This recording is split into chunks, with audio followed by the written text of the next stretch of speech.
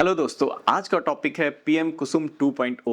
एक गवर्नमेंट की एक स्कीम है जिसने साधन के पुराने व्यूअर्स को बहुत ही फायदा कराया है। अगर आप समझ रहे हैं मैं कौन सी बात बोल रहा हूं तो जरूर टाइप करें कमेंट में शक्ति।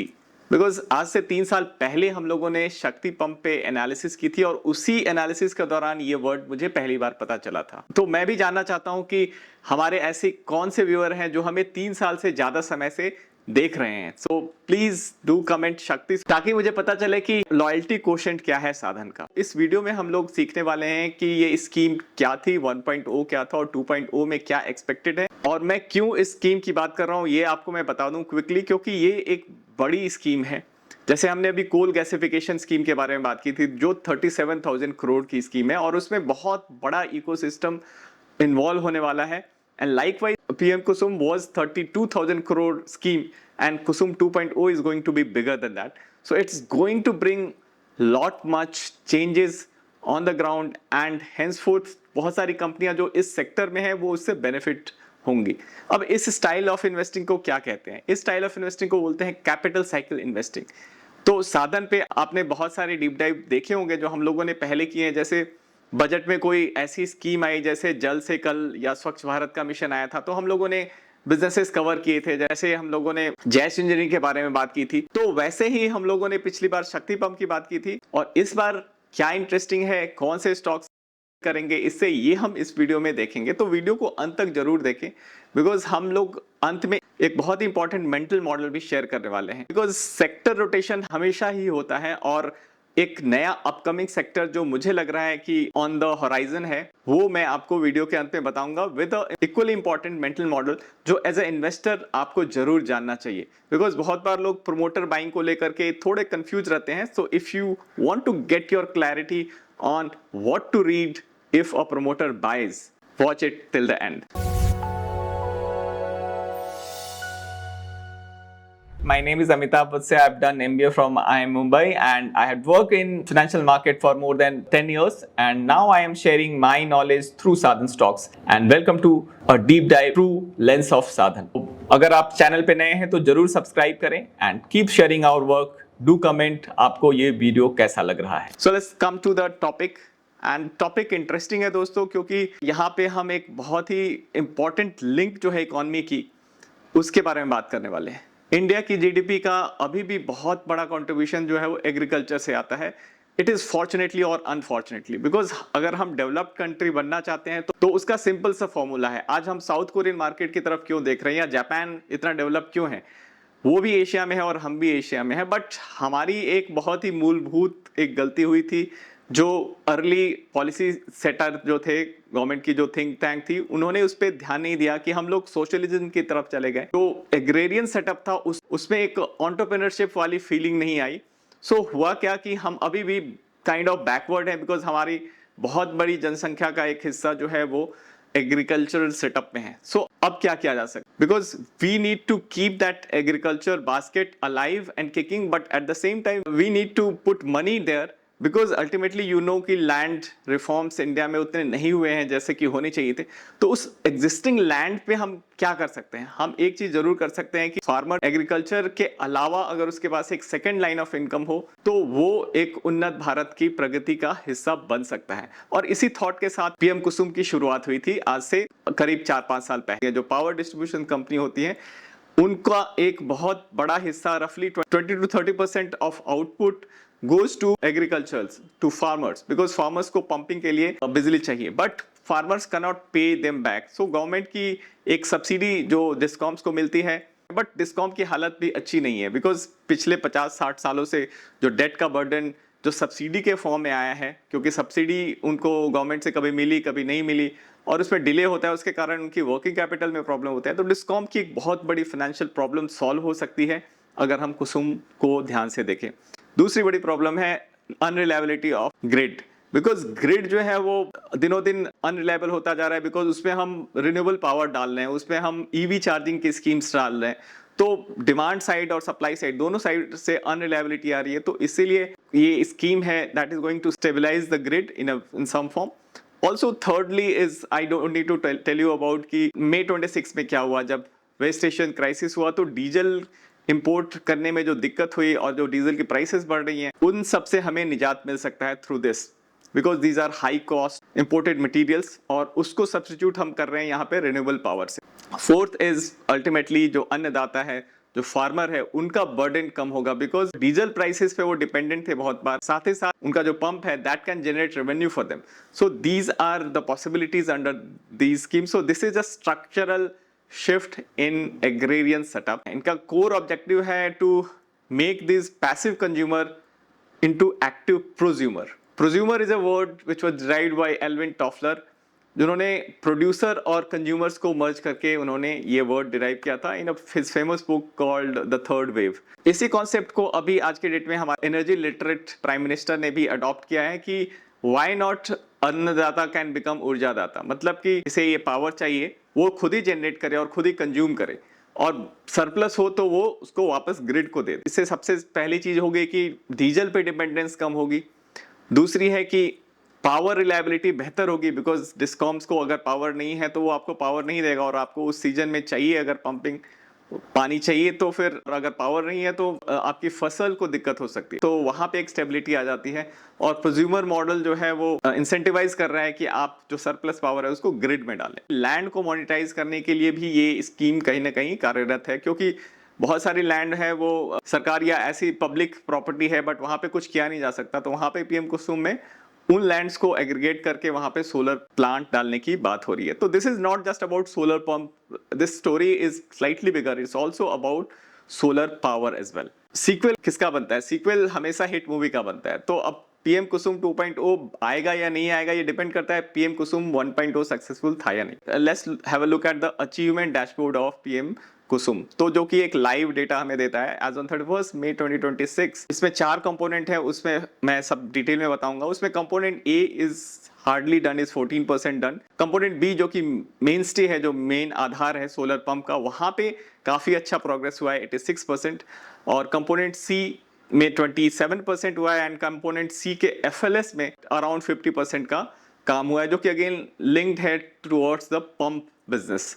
सो बेसिकली बी और सी दोनों सोलर पंप से लिंक्ड है, और ए जो है वो पंप से उसका लेना देना नहीं है, that is a independent power setup. Let's understand कि ओवरऑल पंप इंडस्ट्री के पॉइंट ऑफ व्यू से अगर इसको हम देखते हैं तो कैसा रहा Kusum 1.0, and the answer is that it has been successful, because 10 lakh से ज्यादा stand alone solar pump install हुए which are going to replace diesel pumps in rural India.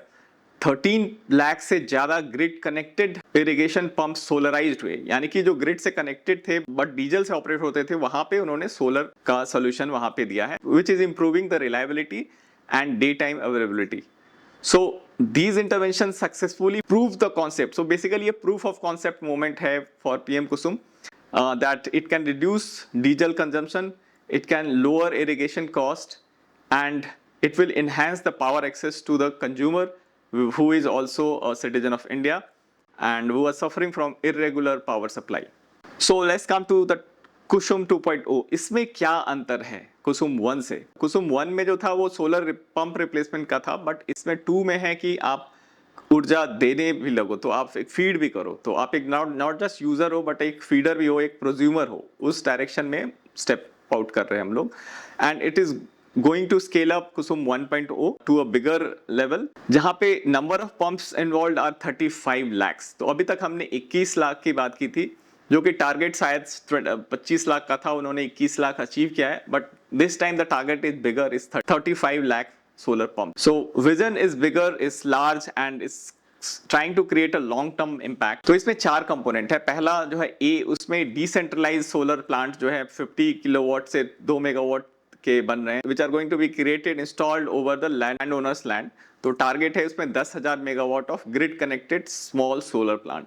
Last time ये कंपोनेंट ए में सिर्फ 14% डेवलपमेंट हुआ था, और वहां पे 38 गीगावाट का इंस्टॉलेशन हुआ है ओवरऑल। टारगेट से अचीवमेंट 14% का है, तो इन्होंने स्कीम में एक मूलभूत चेंज किया है कि इस बार टारगेट हम 10 कर रहे हैं, बट एक नया स्कीम, नया कंपोनेंट ऐड कर रहे हैं। तो इस पर एक नया कॉन्सेप्ट है एग्रीवोल्टाइक्स का। तो एग्रीवोल्ट क्या है? इसमें सोलर पैनल जो है वो इंस्टॉल होंगे, लैंड पे होंगे, बट ये माउंटेड होंगे अबाउट 10 to 16 फीट, यानी 2 आदमी के हाइट के बराबर लगभग उनकी हाइट होगी उस पैनल की। तो वो क्या करेगा कि वो सनलाइट को यूज करेगा बट उसको पानी और हवा और इसको वो नहीं रोकेगा। तो वहां पे आपको सोलर लाइटिंग का एक सोर्स मिल गया, सोलर एनर्जी का सोर्स मिल गया जो कि इलेक्ट्रिसिटी जनरेटिंग होगा। तो उसके कारण इंडिया में जो लैंड यील्ड है वो 60,000 पर ईयर है। 60,000 एक किसान जो है 1 एकड़ लैंड पे 60,000 की कमाई करता है। That is general number on an average. But अगर वो उसके ऊपर सोलर रूफटॉप जैसा ही कॉन्सेप्ट है, एग्रेरियन सेटअप के ऊपर रूफ पे आप अगर हम सोलर माउंट कर दें तो उससे रफली 80,000 से 1 लाख का सेल्स पर मंथ हो सकता है। और उसमें से ऑब्वियसली सेटअप के कारण गवर्नमेंट उसमें पूरा पे नहीं करेगी, तो फिर भी 50,000 से 70,000 का ईयरली इंसेंटिव, ईयरली कैशबैक मिल सकता है फार्मर को, बिकॉज उसमें वो बहुत कुछ वो कंज्यूम करेगा। तो नेट नेट सरप्लस का जो इक्वेशन है वो 50,000 से 70,000 करोड़। तो अगर हम ध्यान से सोचे तो 60,000 की इनकम है और रफली 60,000 हम ऐड कर रहे हैं। सो that's how the rural income should go up. So this is the mainstay of KUSUM 2.0 and I'm sure अगर ये हिट हो गया तो this will move the vote bank also. So बहुत कुछ इस बार सोलर रेवेन्यू के फॉर्म में आ सकता है।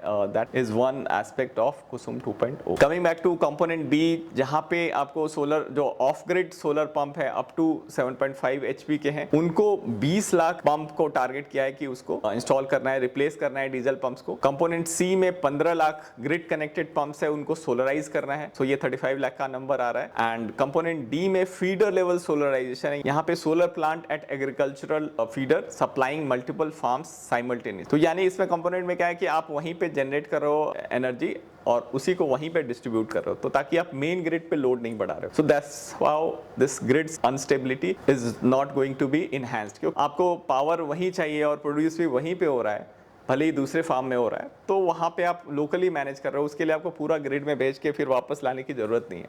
So that's how we will save on the transmission and distribution losses also, which is big number, as well as the setup required for T&D। So component A में जो है वो kind of decentralised solar plant है। वहाँ पे power is sold to the local discoms under long term PPA, around 25 years का PPA है, and it's provide a stable monthly income and it reduces the transmission losses due to local generation.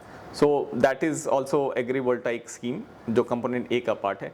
Component B में हम stand alone solar pumps की बात कर रहे हैं जिसका कैपेसिटी होगी अप टू 7.5 HP, जहाँ पे ग्रिड इंफ्रास्ट्रक्चर जहाँ कमजोर है वहाँ पे पुश किया जाएगा ज़्यादा, क्योंकि बिजली चाहिए होती है और जहाँ पे बिजली नहीं है वहाँ पे स्टैंड अलोन सोलर पावर्ड अगर पंप हम डाल दें तो that is very good scheme for everyone. So it reduces the diesel cost and it lowers the irrigation expenses and enables day time irrigation with near zero operating cost. तो operating cost zero हो जाएगा। तो अगर पानी का संकट खत्म हो जाए, अल्टीमेटली प्रॉब्लम्स काफी हद तक सॉल्व हो रही है। हालांकि हम ग्राउंड वाटर यूज कर रहे हैं, पंप के थ्रू ऊपर ले जा रहे हैं। सो जो India is a water deficit country, तो हालांकि हम क्या कर रहे हैं इसमें कि इलेक्ट्रिसिटी सेव कर रहे हैं, वाटर की जो स्कैर्सिटी है उसको हम मूलभूत रूप से सॉल्व नहीं कर रहे हैं, बट हम अपनी एनर्जी कॉस्ट को मिनिमाइज कर रहे हैं। कंपोनेंट सी जो है वो solarisation of grid connected pump है, जहां पे सोलर पैनल इंस्टॉल करना है on existing grid connected pumps. Capacity जो है वो सोलर पंप की रेटिंग की ट्वाइस तक हो सकती है।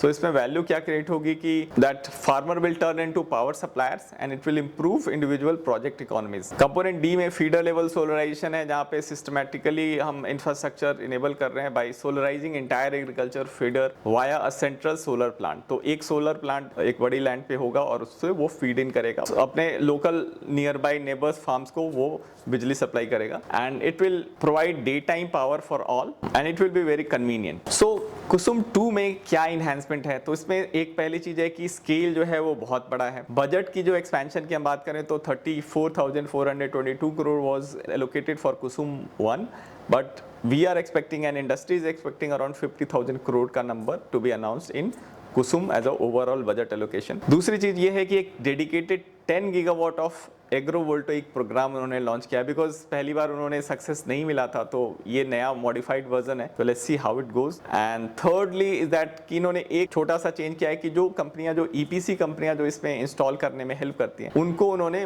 जो नॉन सीरियस पार्टिसिपेशन को हटाने के लिए बैंक गारंटी प्रोवाइड करने की बात की। यानी कि अगर क्रेडिबल EPC सप्लायर आप नहीं हो तो आप नहीं पार्टिसिपेट कर सकते हो कुसुम 2.0 में। तो वहाँ पे बैंक गारंटी का उन्होंने रिक्वायरमेंट डाला है, उसके कारण रिस्क मिटिगेट हो जा रहा है कि ऐसा नहीं कि आपने ले लिया स्कीम बट आप इम्प्लीमेंट नहीं करो, तो implementation risk would be reduce because only financially solvent companies can raise bank guarantee and henceforth can participate into it. तो जो एग्जिस्टिंग जो इनकम्बेंट्स हैं जैसे शक्ति पंप हैं या ओसवाल पंप्स हैं, वो जिनके साथ काम करते हैं जो बड़े ईपीसी प्लेयर हैं या खुद भी ईपीसी करते हैं, तो वहाँ पे उनको एक सपोर्ट मिल जाएगा क्योंकि छोटे non serious player would not be able to participate into Kusum 2.0। So एक फाइनेंशियल अकाउंटेबिलिटी बढ़ाने की कोशिश है, दैट इज द एजेंडा। और इसमें की रिपोर्टिंग होगी वो यूनिफाइड नेशनल पोर्टल के थ्रू होगी। इसमें एक नई चीज ऐड की उन्होंने, वो दैट इज AIF इंटीग्रेशन। तो पहले क्या था कि इसमें कुसुम 1 में रिसीवेबल का इशू था बहुत, आप ओसवाल पंप्स के रिसीवेबल देखेंगे तो अभी बढ़ के 199 दिन का हो गया है। तो उसमें क्या था कि गवर्नमेंट सब्सिडी नहीं दे रही है, या उन्होंने पर्टिकुलरली मंगलतयाल में पार्टिसिपेट किया था जहाँ पे महाराष्ट्र गवर्नमेंट ने बहुत डिले किया था, 2-3 महीने का डिले हुआ था। तो क्योंकि फंडिंग नहीं मिली थी, सरकार भी अपनी जेब से पैसे नहीं देती है, सरकार भी कहीं से कहीं और डिपेंडेंट होती है, कहीं जापानीज फंडिंग चाहिए, कभी वर्ल्ड बैंक की फंडिंग चाहिए, तो वो एक्सटर्नल फंडिंग पे डिपेंडेंट होती है। तो इस बार इन्होंने क्या किया है कि एक AIF इंटीग्रेट किया है, जो एग्रीकल्चरल इंफ्रास्ट्रक्चर फंड, जो कि 1 लाख करोड़ का फंड है, उसका सर्टेन पोर्शन जो है वो इस स्कीम को आएगा, which will support the state government, actually will give into the economies of the scheme, तो वो सपोर्ट कर पाएगा। तो AIF इंटीग्रेशन से ये स्कीम बेहतर हो गई है versus previous version of it. Thirdly that इसमें बैटरी स्टोरेज का भी इनेबलिंग प्रोविजन है, यानी कि एक्सेस जनरेशन है उसको बैटरी से आप स्टोर कर सकते हैं लोकली, तो that will help the grid stabilisation and also it will be a local source of power. Tariff में भी इन्होंने चेंज किया है, दैट PPA जो long term power purchase agreement PPA जिसे बोलते हैं, वो शिफ्ट कर दिया है। जो पहले जो रेंज था उससे इस बार उम्मीद है कि ये 3.25 से 3.5 रुपए की रेंज में जाने की बात है ओवर अ 25 ईयर पीरियड। सो एक लंबा टाइम और लंबा कैश फ्लो, तो that will improve the project IRR। सो इसमें अगर कोई बिजनेसमैन इन्वेस्ट करना चाहते हैं तो उनके लिए भी अट्रैक्टिव हो जाएगा, because tariff is going to be slightly more attractive than initially last plan. और लास्ट टाइम में टैरिफ पे उतना कोई जोर नहीं था, तभी वो इम्प्लीमेंटेशन में प्रॉब्लम हुई थी। और frankly I did some scuttlebutt on key component A क्यों नहीं हुआ था, तो उसमें ये पता चला था कि जो गवर्नमेंट ने जो पॉलिसी बनाई थी कि इन लैंड पार्सल पे वो डेवलप करना है वो सोलर प्लांट, वो सोलर प्लांट की जो पॉलिसी बनी थी वो बोर्ड रूम में बैठ के बनी थी। वहाँ उन लोगों ने जाकर के नहीं देखा कि वो पार्सल जो है वहाँ पे नदी आ रही है, वहाँ पे गड्ढा है, वहाँ पानी है या क्या है। उन्होंने एक मैप पे, जैसे इंडिया और पाकिस्तान का डिवीज़न हुआ था जो मिस्टर रेडक्लिफ ने बोर्ड रूम में दिल्ली में बैठ के किया था, वैसे ही टाइप की पॉलिसी प्रॉब्लम थी। वो इस बार सॉल्व हो जाएगी अगर हम थोड़ा डिटेल में प्राइसिंग में जाएं, और होपफुली ये PM कुसुम 2.0 को लॉन्च करने के पहले वो थोड़ा टाइम ले रहे हैं। Hopefully this will be a better planned vehicle than last time. So अब इसकी इकोनॉमिक्स को समझे। फाइनेंशियल असिस्टेंस जो है वो टिपिकली 30-30-40 के मॉडल पे चलता है, यानी कि 30% सेंट्रल गवर्नमेंट, 30% स्टेट गवर्नमेंट, और ये दोनों ग्रांट के फॉर्म में आते हैं, एंड 40% इज कंज्यूमर और फार्मर हैज़ टू पे। सो वो कॉस्ट शेयरिंग मॉडल है। बट इस बार क्या किया गया है कि स्पेशल प्रोविजन दिया गया है टू हिली एंड नॉर्थ ईस्टर्न स्टेट, जहाँ पे सेंट्रल फाइनेंस असिस्टेंस जो गवर्नमेंट देगी, सेंट्रल गवर्नमेंट वो 50% देगी, और स्टेट अगर 30% दे देता है तो फार्मर का शेयर रिड्यूस होकर के 20% हो जाता है। सो इस तरीके से फार्मर के लिए बेहतर हो सकता है। तो 1 वर्सेस 2 हम देखें तो एक बजट का एलोकेशन जो है 45% हायर होने की उम्मीद है, अभी वो नंबर आया नहीं है, so let's wait for it. तो पहला प्रोग्राम का फोकस जो था वो सोलर पंप और डिसेंट्रलाइज्ड प्लांट्स पे था, बट इस बार ये काफ़ी होलिस्टिक है और एग्रीवोल्टेइक वाला एक नया कॉन्सेप्ट है, स्टोरेज का भी कॉन्सेप्ट इनेबल किया हुआ है। तो ये सारी चीज़ें एक नई हैं, तो फोकस थोड़ा अलग है। कंपोनेंट जो है वही A, B, C और सिमिलर है। इसमें एक D एक नया ऐड कर दिया गया है 2.0 में, इस पे पुश भी है। फाइनेंसिंग जो है वो उसमें सपोर्ट बस इतना ही था कि बैंक जो है वो लोन लेंड करेंगे जो किसानों को, वो प्रायोरिटी सेक्टर लेंडिंग में आएगी, बिकॉज वो एग्रीकल्चर को लेंड कर रहे हैं। बट इतना इनफ नहीं है, इसलिए इन्होंने इस बार AIF से लिंक कर दिया है कि वो जो फार्मर्स को जो लोन होगी वो AIF के थ्रू भी आ सकती है, तो वो स्ट्रक्चर होगा, तो जो है कंसेशनल लोन्स होंगे। तो AIF क्या कर सकती है कि वो जो बैंकर हैं, फॉर एग्जांपल PFC, REC और इरिडा, उनको एक सॉफ्ट लोन दे सकती है या ग्रांट दे सकती है कि आप इसको फार्मर्स को दो जो कि सोलर पंप इंस्टॉल करना चाहते हैं अंडर PM कुसुम 2.0। तो ये एक फाइनेंशियल लिंकेज स्टैब्लिश हो रहा है which would solidify the previous version.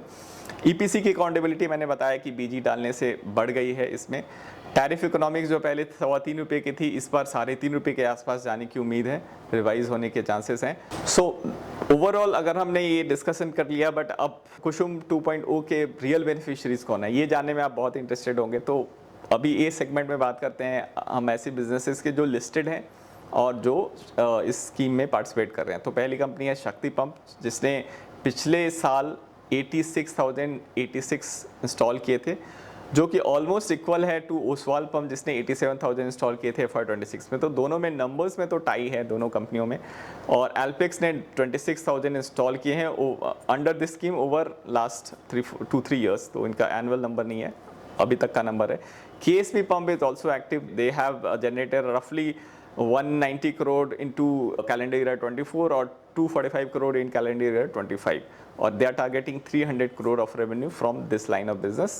Condition ये है कि कुसुम 2.0 आ जाए, because they are waiting for it and actually all three are waiting for it. Oswal, शक्ति एंड KSP, उन सब की मैनेजमेंट की मैंने कॉन कॉल पढ़ी। तो शक्ति पंप ने बोला है कि मैक्सिमम 1 से 2 क्वार्टर में आ जाएगा, कहीं पे उन्होंने 1 से 2 महीने भी बोले हैं। सो ओसवाल पंप ने भी बोला है कि वो जल्दी ही आना चाहिए कुसुम 2.0। तो दोनों की मैनेजमेंट ने अपने कॉन कॉल में गाइड किया है कि 2.0 जल्दी ही आने वाला है।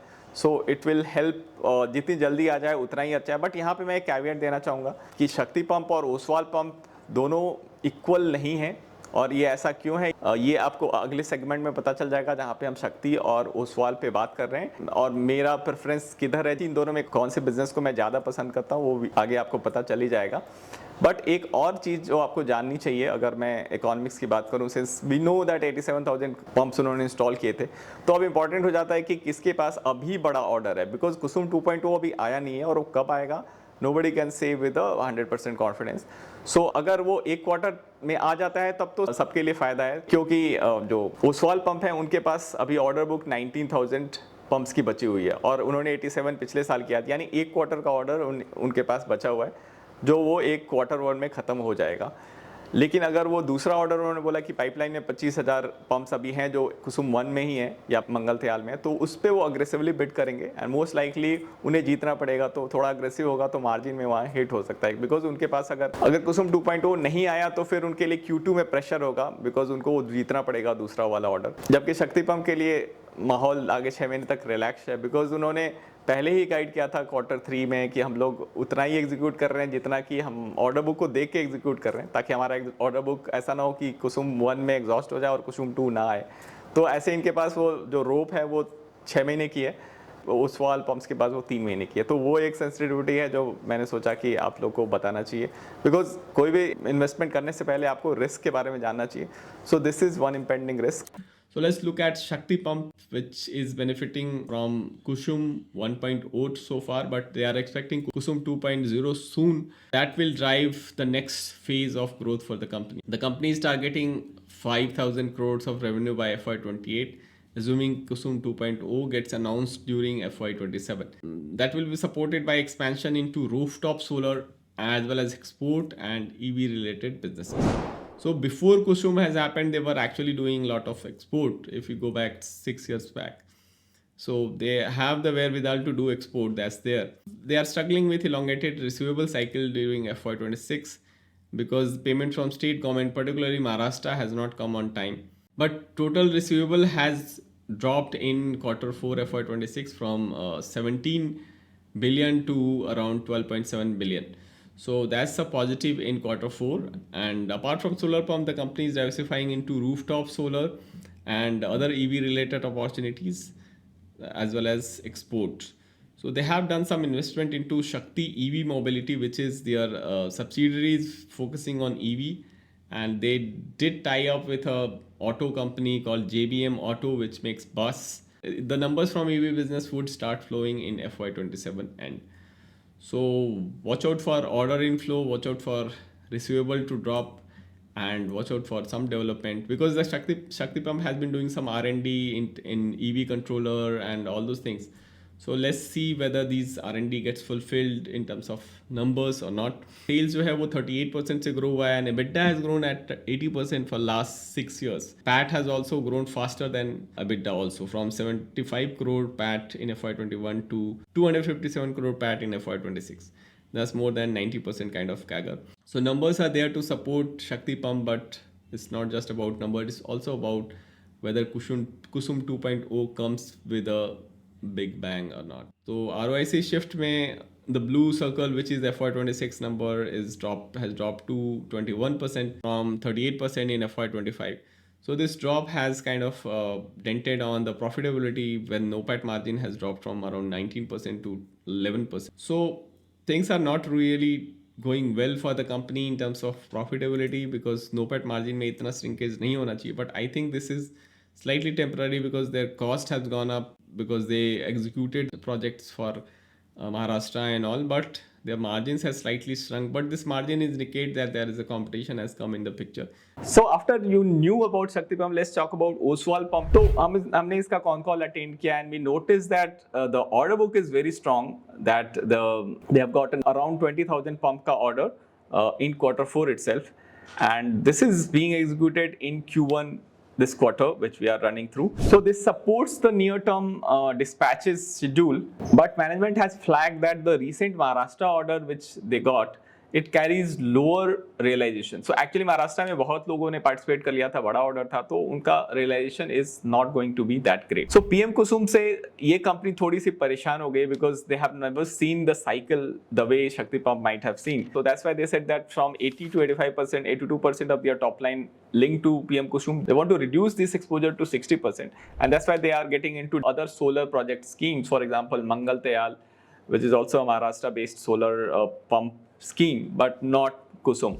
But on the other hand, they are very bullish. They are saying that this is going to come in H1 of this year, and if there is any slippage, it is basically there has been some delay already, but this is procedural delay. They said that government intent is very clear, they want it to happen, so that is going to be a catalyst for both the companies. And they said that they have reduced the receivables which was beyond 4 months, तो उसको उन्होंने settle कर दिया है. So those problems are resolved.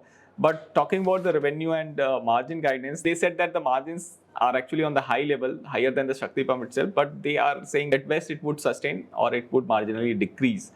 So they are saying that FY27 is going to be slightly experimental transition year. They want to approach this year as a more of a year of diversification from PM Kusum. So that makes it this story slightly sketchy. And on the other hand, Shakti Pump is quite bullish on not just PM Kusum and Kusum 2.0, but also on a EV supply chain. They are doing R&D and also. That's why the price to book, which is the main differentiator between these two companies from a valuation perspective, makes our eyes open कि कहाँ पे कितना potential है, capability है, वो आपको price to book ही indicate करता है. और सो जस्ट टू कंक्लूड, ये एक ऐसी स्कीम है जो कि फार्मर का इनकम बढ़ाने के लिए काम करेगी, तो इसको रोका नहीं जा सकता मेरे हिसाब से, बिकॉज फार्मर इनकम बढ़ाने के लिए इससे बेहतर आपको स्कोप नहीं मिलेगा. So PMO should look at this scheme very closely. And ये इकोसिस्टम में एक इवोल्यूशन की हम बात कर रहे हैं, बिकॉज हमने बताया कितने इंप्रूवमेंट है. ईपीसी पे उन्होंने बैंक गारंटी की बात की है और साथ ही साथ बजट एलोकेशन बढ़ने की बात हो रही है. So finally this is going to come. When ये मुझे नहीं पता, बट ये जब भी आएगी तो कुछ बिजनेसेस जो हमने बात की उनके लिए बहुत ही इंपॉर्टेंट होगा ये, बिकॉज इंडिया में क्या है कि गवर्नमेंट अगर सपोर्ट ना करे तो किसी भी बिजनेसमैन के लिए बहुत मुश्किल हो जाता है बिजनेस को ऑपरेट करना, because the grass root challenges are immense. So इसीलिए हमारा मानना है कि हम लोग जहाँ पे कैपिटल साइकिल, कैपिटल फ्लो हो रहा है, वहाँ पे हम लोग इन्वेस्ट करते हैं. And either government or capital cycle has to be favourable. And ऐसा ही एक सेगमेंट हमने आइडेंटिफाई किया है जो कि ऑयल एंड गैस का है, जहाँ पे भी कैपिटल साइकिल फेवरेबल है, जहाँ पे कैपिटल इन्वेस्टमेंट हो रहे हैं थ्रू वेरियस स्कीम्स. गवर्नमेंट भी सपोर्ट कर रही है and private participation is also expected. And वहाँ पे कुछ वैल्यू चेन प्लेयर्स हैं, जिसमें से एक को हमने डिटेल डीप डाइव किया अपने मेंबर्स के लिए, वो मेंबर्स ओनली वीडियो है, आप देख सकते हैं. या फिर एक और बिजनेस है जिसमें एक इंटरेस्टिंग चीज़ हो रही है कि वहाँ पे प्रमोटर इज सेलिंग.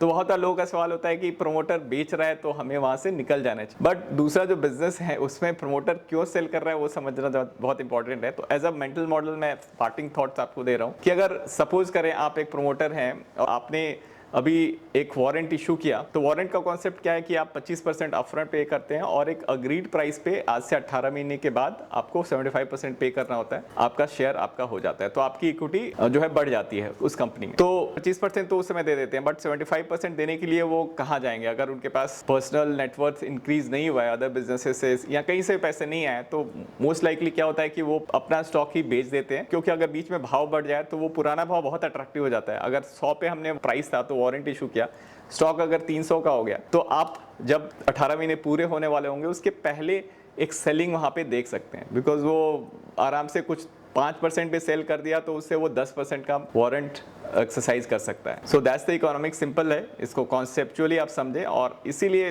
जो प्रमोटर सेलिंग को लेकर के उतना ज़्यादा डरने की बात नहीं है, इसकी इकोनॉमिक्स को समझें, और वारंट के थ्रू अगर है तो आपको ये चीज़ें समझनी चाहिए। तो warrant issued long back and promoter selling now in the range of 15 to 18 months approaching, that is not a sign of worry. So अगर आपको पता है ऐसा कोई एक बिजनेस जहां पे ऐसा हो रहा है तो जरूर कमेंट में बताएं, और मिलते हैं अगले वीडियो में। सो तब तक के लिए thanks for watching, and please do let us know ये वीडियो आपको कैसा लगा, अपने फ्रेंड्स को शेयर करें, और जरूर बताएं कि आप 3 साल पहले साधन को देख रहे थे या नहीं। Thank you.